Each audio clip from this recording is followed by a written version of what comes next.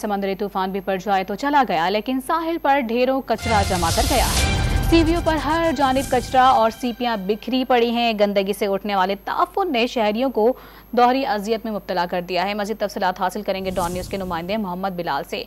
जी बिलाल, बताएगा क्या वजह है कि अब तक सफाई का अमला फाल नहीं हो सका और इंतजामिया क्या कर रही है, क्या मौक़िफ़ है उनका?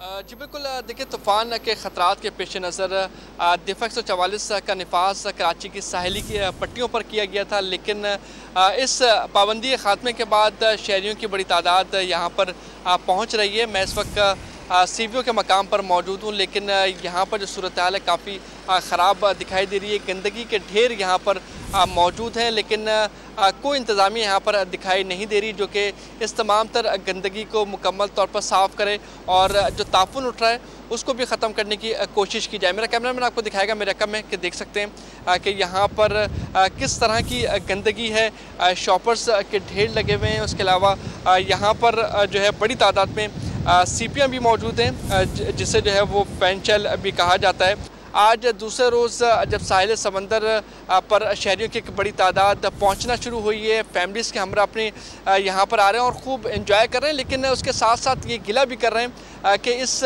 साहिल समंदर पर ताफुन बहुत ज़्यादा उठ रहा है। कूड़ा करकट यहाँ पर मौजूद है, लेकिन इंतज़ामिया की जानिब से कोई अहम इक़दाम नहीं किए गए। जी, कोई इक़दाम नहीं किए गए हैं। सीवियों की ताज़ा तरीन सूरत हाल बता रहे थे मोहम्मद बिलाल, शुक्रिया आपका।